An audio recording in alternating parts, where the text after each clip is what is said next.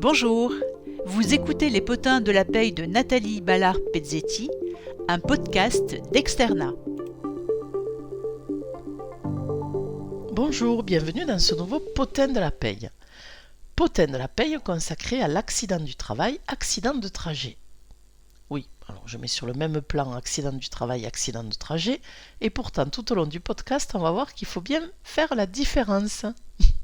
Qu'est-ce qui nous amène à traiter de ce sujet? Encore une fois, un arrêt de la Cour de cassation du 24 septembre 2025.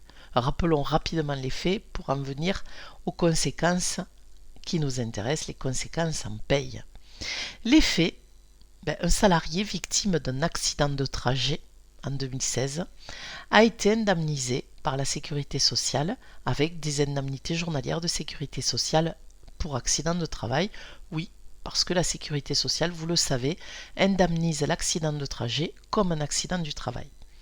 Suite à cet arrêt de travail, le salarié a été reconnu déclaré inapte à son poste en 2019 et licencié pour impossibilité de reclassement la même année en 2019. Il saisit la juridiction prud'homale puis la cour d'appel et venons-en à l'arrêt de cour d'appel. L'arrêt de cour d'appel reconnaît que les règles protectrices de l'accident du travail doivent être reconnues aux salariés victimes d'un accident du trajet.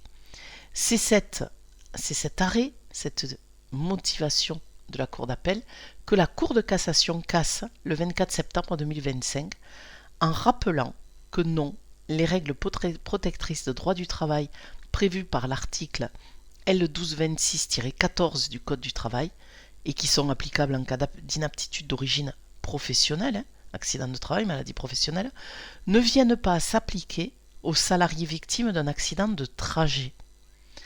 Effectivement, le Code du travail fait une différence entre l'accident du travail et l'accident de trajet, à la différence du Code de la sécurité sociale qui indemnise au niveau des indemnités journalières de sécurité sociale de la même manière.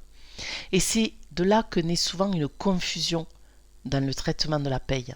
Non, l'accident de trajet n'a pas à être traité comme un accident du travail, sauf si votre convention collective prévoit un traitement identique. Sinon, le maintien de salaire que vous devez en cas d'accident de trajet est celui de la maladie simple, avec le cas échéant carence, niveau d'indemnisation moindre, peut-être moins long. Et c'est là aussi ce que rappelle la Cour de cassation, l'indemnité spécifique de préavis, celle qui est versée en cas d'inaptitude d'origine professionnelle, l'indemnité que va percevoir le salarié qui ne peut naturellement pas faire le préavis suite à son inaptitude d'origine professionnelle. Cette indemnité n'est pas due en cas d'inaptitude dans le cadre ou suite à un accident de trajet. De la même manière, vous savez l'indemnité spéciale de licenciement, celle qui nous amène à calculer et à comparer l'indemnité conventionnelle par rapport à l'indemnité légale x2. Eh bien, cette indemnité spéciale de licenciement non plus n'est pas due aux salariés victimes d'un accident de trajet. Voilà les 3 points essentiels. Maintien de salaire, indemnité spécifique de préavis, indemnité spéciale de licenciement. Encore une fois, je remercie la Cour de cassation de me donner l'occasion de faire du droit avec la paye et je vous dis à bientôt pour un prochain Potin de la Paye.